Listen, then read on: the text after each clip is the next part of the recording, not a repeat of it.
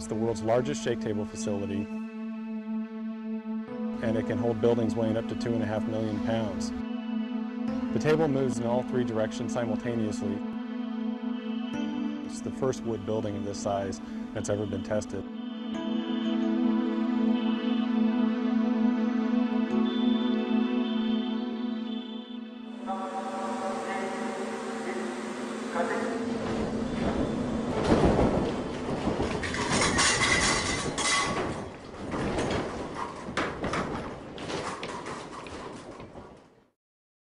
The entire project is called the NEESWood Capstone Test, a project funded by the National Science Foundation. The project is led by Colorado State University, and Simpson was a close technical collaborator. The popularity of mid-rise wood frame construction has soared in urban areas, and so there's not a lot of information on how to design those types of structures. So the information gathered from this testing is going to be absolutely critical.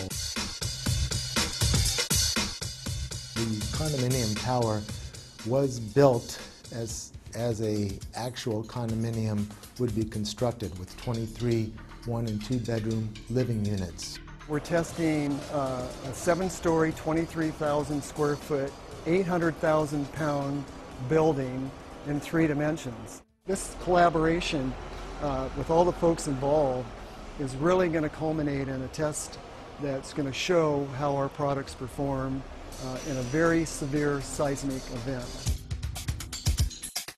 The forces of an earthquake on a structure of this size create a lot of secondary forces inside of the building, and the only way to hold those forces together is with connectors such as the ones that Simpson Strong Tie makes and provides.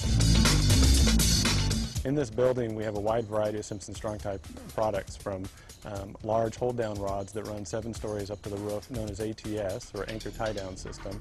We have a number of shear transfer elements in here, and straps and the floor plates to help tie the floor plates to the shear walls. In short, we're building what we call a complete load path. This building, the NEESWood Capstone building, is designed using a performance-based seismic design philosophy. It's a method to design specifically for, or explicitly maybe, for performance of the building. We don't just design a component or an assembly. We actually design it all together, and then we check it. And performance-based design allows us, if we know enough about how the building reacts, to actually select what level of damage we want to see in the building during an earthquake. We're doing a series of tests on this structure so that we can incrementally increase our knowledge as to how the building is responding at different levels of shaking. We're not only going back and forth, side to side, but we're going up and down as well. So we're getting all of the vertical accelerations and lateral accelerations exactly like that Northridge earthquake, but times 1.8. There's approximately 300 sensors in the building, measuring everything from movement to force to acceleration.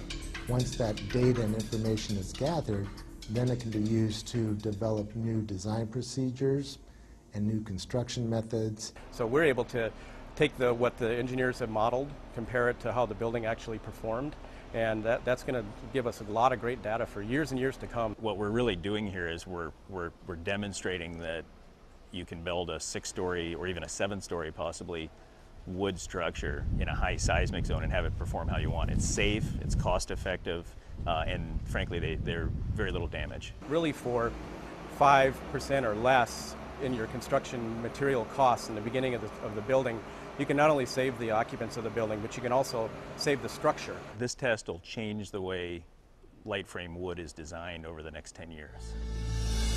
We've invited several key engineers from across the country, building departments. There's folks from all over the world coming to see this. When you see an actual test, the impact that has on you is so significant that it really makes you think twice about what you put down on paper.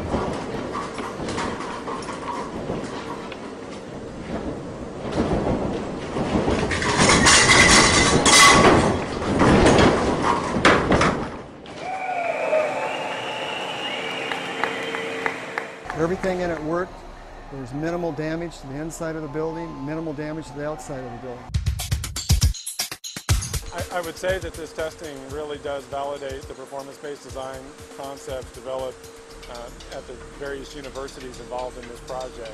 It's phenomenal that we can have a test of this size and magnitude of a building like this and actually get some real test data. Simpson never forgets, and they're always trying to make sure that they're really providing what the structural engineering and construction community needs. And I've always been impressed with taking that extra step to really know the science part of what we do. It's truly unprecedented what they've done today. I think this is really, it's truly about saving lives, and the information that's been generated as a result of this test is truly groundbreaking.